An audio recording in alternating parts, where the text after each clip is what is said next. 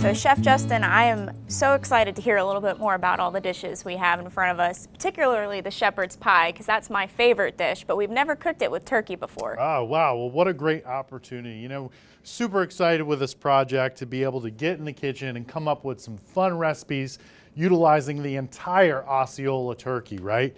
So what we did is we have some recipes geared towards all different kinds of times of day and different kinds of eating, whether it's breakfast, brunch, dinner.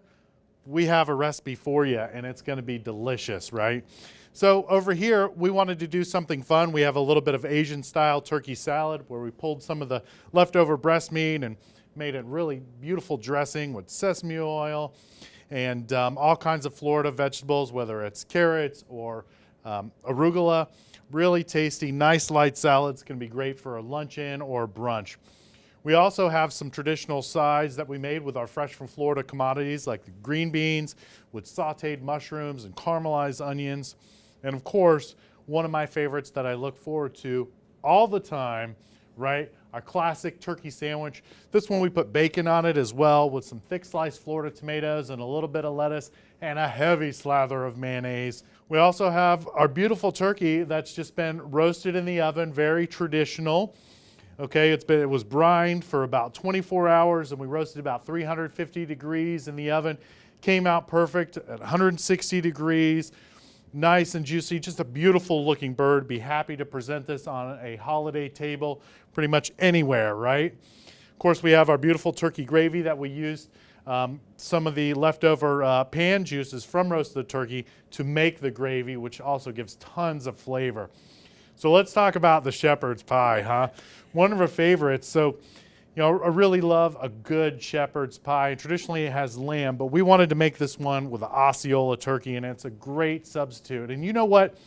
Osceola turkey is amazing to substitute in just about any recipes. We created a bunch of fun ones here specifically designed for it, but we want to encourage you to have fun with this turkey, right? So our shepherd's pie here has carrots, Florida sweet corn, green beans, of course, mashed potatoes, and our wonderful turkey meat, and we utilize some of the gravy for the sauce.